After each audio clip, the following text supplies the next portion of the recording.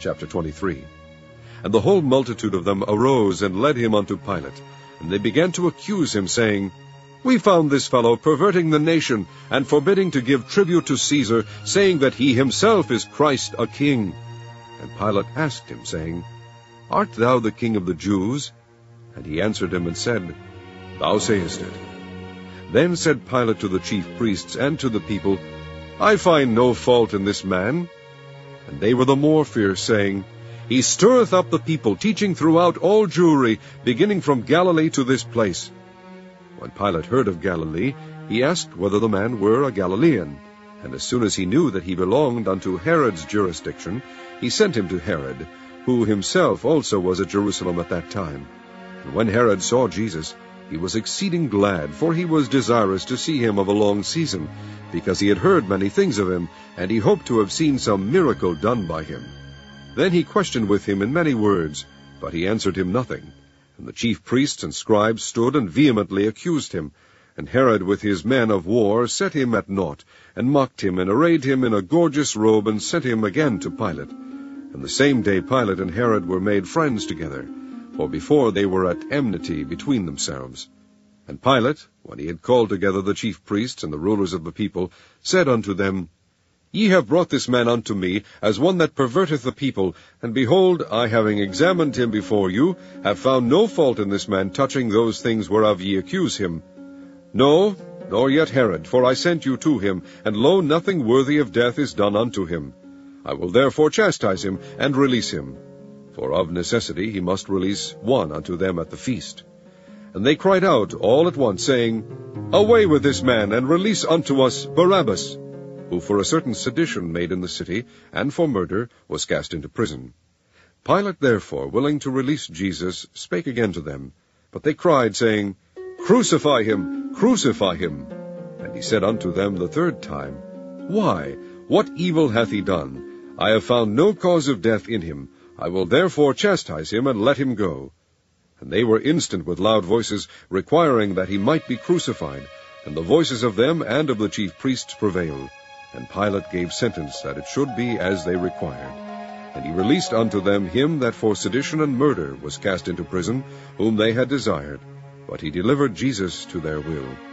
And as they led him away, they laid hold upon one Simon, a Cyrenian, coming out of the country, and on him they laid the cross, that he might bear it after Jesus. And there followed him a great company of people and of women, which also bewailed and lamented him. But Jesus, turning unto them, said, Daughters of Jerusalem, weep not for me, but weep for yourselves and for your children. For behold, the days are coming, in the which they shall say, Blessed are the barren, and the wombs that never bare, and the paps which never gave suck. Then shall they begin to say to the mountains, Fall on us, and to the hills, Cover us. For if they do these things in a green tree, what shall be done in the dry? And there were also 2 other malefactors led with him to be put to death. And when they were come to the place which is called Calvary, there they crucified him, and the malefactors, one on the right hand, and the other on the left. Then said Jesus, Father, forgive them, for they know not what they do. And they parted his raiment, and cast lots. And the people stood beholding, and the rulers also with them, deriding him, saying, He saved others, let him save himself, if he be Christ, the chosen of God. And the soldiers also mocked him, coming to him, and offering him vinegar, and saying, If thou be the King of the Jews, save thyself. And the superscription also was written over him in letters of Greek, and Latin, and Hebrew, This is the King of the Jews. And one of the malefactors which were hanged railed on him, saying, If thou be Christ, save thyself and us.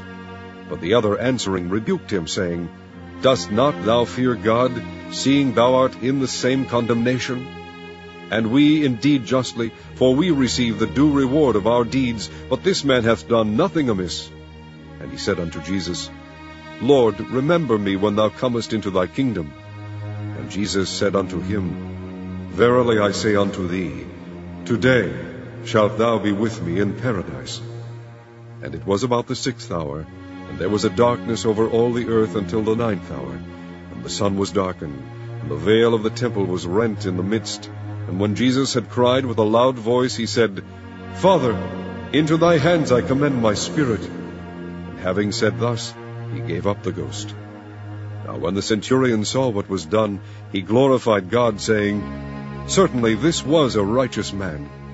And all the people that came together to that sight, beholding the things which were done, smote their breasts, and returned. And all his acquaintance, and the women that followed him from Galilee, stood afar off, beholding these things.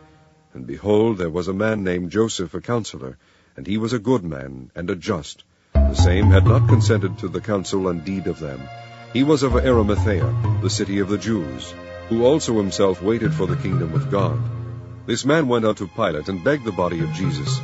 And he took it down, and wrapped it in linen, and laid it in a sepulchre that was hewn in stone, wherein never man before was laid. And that day was the preparation, and the Sabbath drew on. And the women also, which came with him from Galilee, followed after, and beheld the sepulchre, and how his body was laid. And they returned, and prepared spices and ointments, and rested the Sabbath day according to the commandment.